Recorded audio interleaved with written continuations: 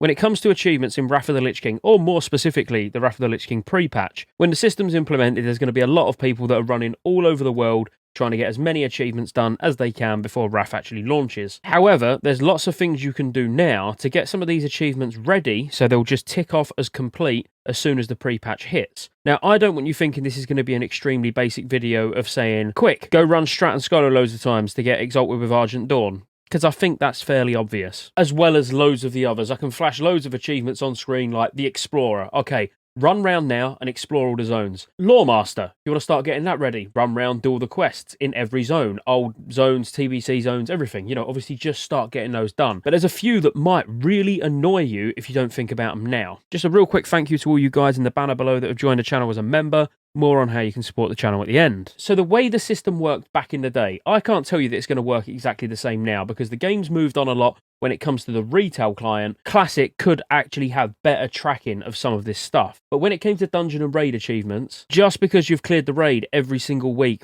in, week out on 20 characters doesn't mean you're going to get the achievement. There needs to be proof on your character that the achievement had been completed. So for you to get completion of Black Temple, your character would need an item from Illidan on him or in his bank. Same goes for Archimonde in Hyjal, same goes for Kil'jaeden. It doesn't matter how much you've done these raids, if you never had physical evidence on your character, you'd have to do it again, which can be a bit annoying, but it's not just items. And I've been looking and I've found things like this, where people was talking about certain items being missed from the list of acceptable items.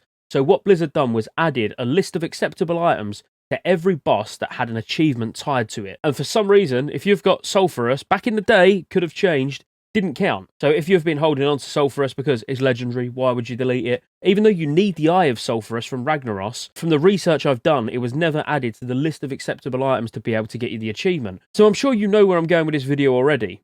A way you can start preparing is going and doing some of these old raids now with your friends on a Friday night or whatever. Try and all get an item each from the last boss of all of these places. That's going into Molten Core, Blackwing Lair, AQ. All of these, just make sure you've got an item in your bank or in your bag from the item to at least increase your chances of getting that achievement complete when the pre-patch for Wrath of the Lich King hits. Let me show you that it actually does work. So this character has got absolutely no achievements from the Burning Crusade whatsoever. So if we take Black Temple as an example, so I'll give my character the Cursed Vision of Sargeras, and you'll see, for some reason, that item is not on the acceptable list. Whereas if I give myself the Cowl of the Uldari High Lord, that's a mouthful. That, for some strange reason, is on the list of acceptable items and it granted me the achievement. Now, I'm sure that these lists were probably updated long after the client that I'm using. So I'm guessing Cursed Vision of Sargeras, for example, would be on the list of acceptable items for the Illidan achievement or the Black Temple achievement. So I wouldn't worry too much, but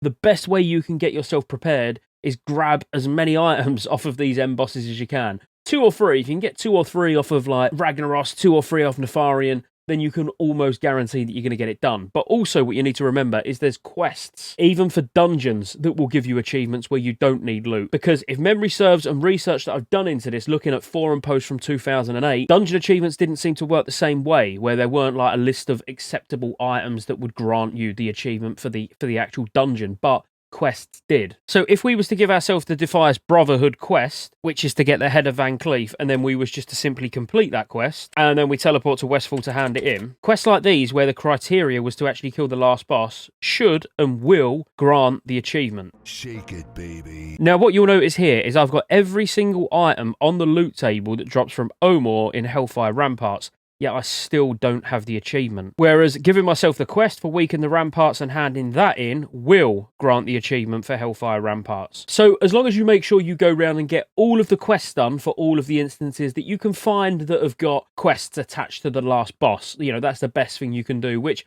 most of them have, in all fairness. Even going back to, the old dungeons, there's quests to kill all the bosses in Stockades, there's quests to kill all the bosses, in Dead Mines, in Gnomeregan. There pretty much is a quest attached to the vast majority of dungeons, like the last boss in the vast majority of dungeons. So going back and making sure you get those quests done, and if they're actually from a quest chain, then doing your Lawmaster at the same time to get up to those quest chains, you're killing 2 birds with 1 stone.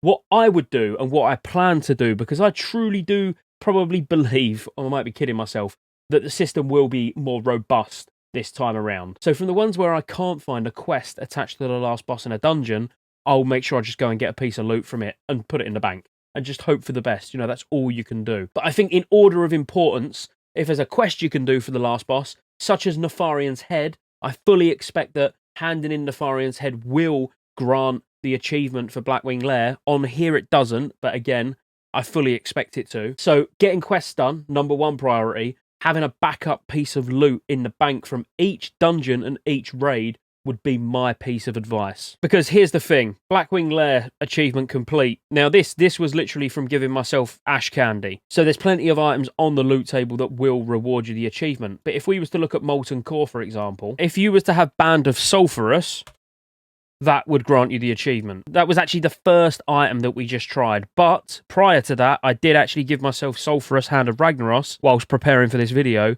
and it didn't give me the achievement. And actually, I did give myself Band of Acuria that didn't give the achievement. So there are probably quite a few items from each last boss not on the acceptable list of items to grant the achievement. I'm really hoping this is all making sense, because I think this is quite valuable. I put a lot of videos out where I'm like, yeah, that's all right, you know, that could help someone, where I think this really could. And I think this can save you a lot of time if you're going to be going for achievements, because you can start getting ready now. Just go and run Molten Core Blackwing Lair. If you really want to know and be doubly sure whether it's on the list of acceptable items based off of what I'm doing, just DM me on Discord. My Discord details are in the description.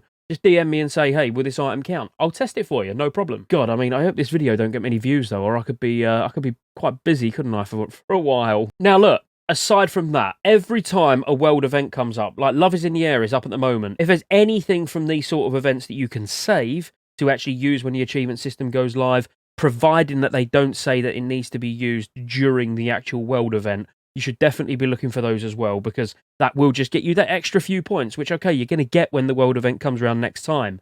But if you're wanting to sort of get ahead and try and lead on the achievements in your guild or something, you know, it's having a look into these now and seeing what you can prepare. And personally, one of my main goals of coming back to playing TBC, which I am actually back playing fully active at the moment, by the way, getting my rogue to level 70, if you care. But I will be doing a lot of reputations, going back and doing Timbermore Hold, and, you know, things that I didn't do during Classic because I was playing TBC private servers, things that I've not done during TBC because I'm playing RAF private servers, you know, so I'm going to go back and spend a lot of time getting all of these achievements ticked off, so when RAF comes, I can focus solely on RAF content. One final one that I'm going to leave you with is pets. Start going around collecting pets, buying snakes from the vendor and stuff like that. I mean, I hope you got some big bags, but, you know, obviously there are achievements for those as well. Some of them might even be limited time, you know, a 4-hour respawn or something like that on some of the vendors. So the biggest achievement that you can get, I believe, is 75 pets. So trying to gather as many of those as you can as well. I'm trying to just give you things to do during TBC. I think it's good. I think